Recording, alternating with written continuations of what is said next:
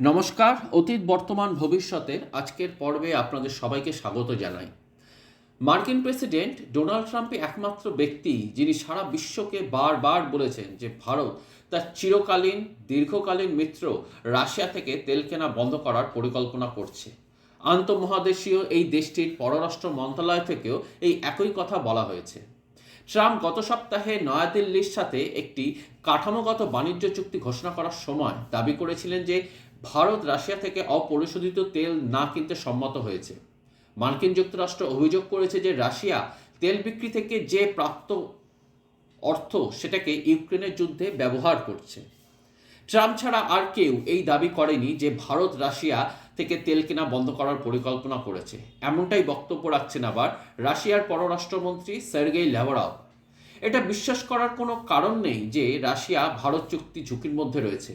তিনি আরও যোগ করেন, পররাষ্ট্র সচিব বিক্রম মিস্ত্রি ঘোষণা করার 2 দিন পর ল্যাভরভের এই মন্তব্য এসেছে যে ভারত অপরিশোধিত তেল ক্রয়ের জন্য একাধিক উৎস বজায় রাখবে এবং সরবরাহ শৃঙ্খলের স্থিতিশীলতা নিশ্চিত করার জন্য সেগুলিকে বৈচিত্র্যময় করবে।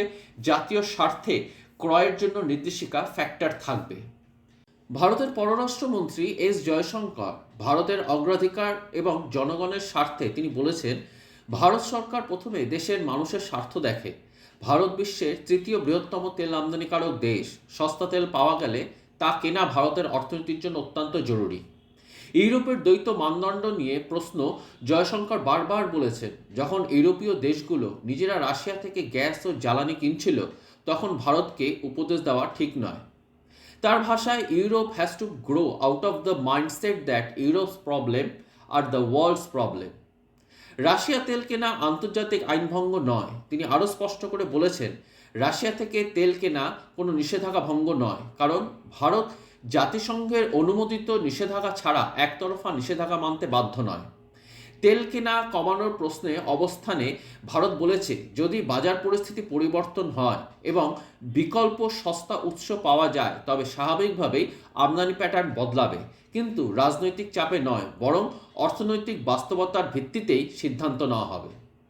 কংগ্রেস সাংসদ শশী থারুর নয়াদিল্লির পক্ষে ঘোষণা দেওয়ার জন্য মার্কিন যুক্তরাষ্ট্রের রাষ্ট্রপতির সমালোচনা করেছেন।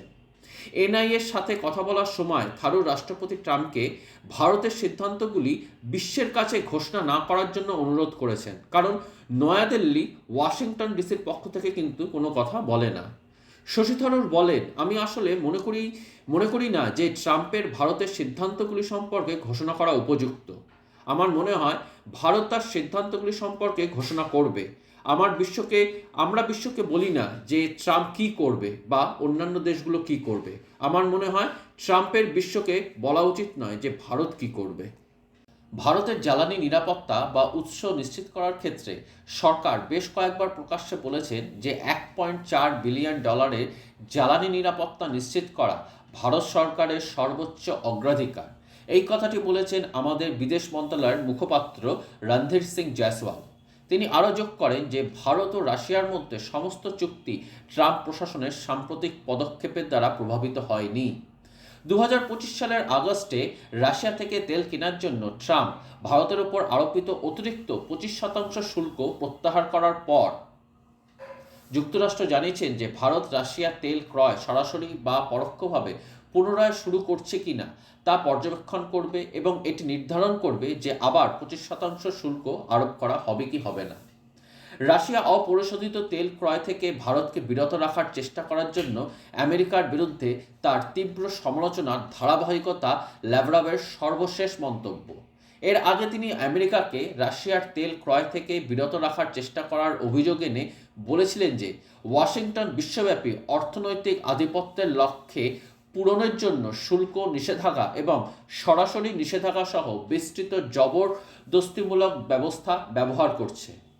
সোমবার টিভি ব্রিক্সের সাথে এক সাক্ষাৎকারে ল্যাভরভ বলেছেন, মার্কিন যুক্তরাষ্ট্র, ভারত এবং অন্যান্য ব্রিক্স সদস্যদের মতো প্রধান কৌশলগত অংশীদারদের সাথে আমাদের বাণিজ্য, বিনিয়োগ, সহযোগিতা এবং সামরিক প্রযুক্তিগত সম্পর্ক নিয়ন্ত্রণ করার চেষ্টা চলছে। তিনি বলেন যে পশ্চিমারা তাদের পূর্বের প্রভাবশালী অবস্থান ত্যাগ করতে অনিচ্ছুক। ট্রাম্প প্রশাসনের আগমনের সাথে সাথে প্রতিযোগীদের দমন করার এই সংগ্রাম বিশেষভাবে স্পষ্ট এবং উন্মুক্ত হয়ে উঠেছে।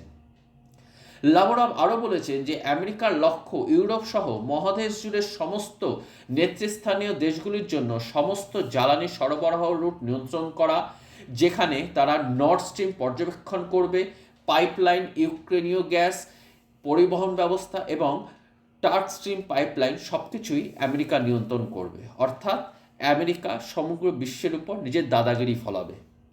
এই সমস্ত মতামতের পর এটা জোর দিয়ে বলা যায় যে মার্কিন যুক্তরাষ্ট্রের লক্ষ্য হলো বিশ্বব্যাপী অর্থনৈতিক আধিপত্য, যা ন্যায্য প্রতিযোগিতার সাথে অসঙ্গতিপূর্ণ বিস্তৃত জবরদস্তিমূলক ব্যবস্থার মাধ্যমে বাস্তবায়িত হয়, যার মধ্যে শুল্ক, নিষেধাজ্ঞা, সরাসরি নিষেধাজ্ঞা এবং এমনকি কিছু অংশীদারের জন্য যোগাযোগের উপরও বিধিনিষেধও রয়েছে। এটা আসলে ট্রাম্প জবরদস্তি নিজের চিন্তাভাবনাকে পুরো বিশ্বের উপর চাপিয়ে দেওয়ার একটা অব্যর্থ চেষ্টা করছে। এই পুরো বিতর্কের শেষে একটা কথাই স্পষ্ট যে ভারত কারোর ঘোষণা শুনে নীতি বদলায় না, ভারত কারোর চাপের সামনে মাথা নত করে না, ভারত নিজের সিদ্ধান্ত নিজেই নেয়। রাশিয়া হোক বা আমেরিকা বা ইউরোপ, ভারতের কাছে একটাই নির্দেশিকা ফ্যাক্টর, জাতীয় স্বার্থ। 140 কোটির জ্বালানি নিরাপত্তা, অর্থনৈতিক স্থিতিশীলতা আর কৌশলগত স্বাধীনতা, এই তিনটি ভারতের অগ্রাধিকার। বাজার বদলাচ্ছে বা বাজার বদলালে সিদ্ধান্ত বদলাবে, কিন্তু বিদেশি মঞ্চে ঘোষণা দিয়ে নয়, দিল্লির মাটিতেই সিদ্ধান্ত হবে।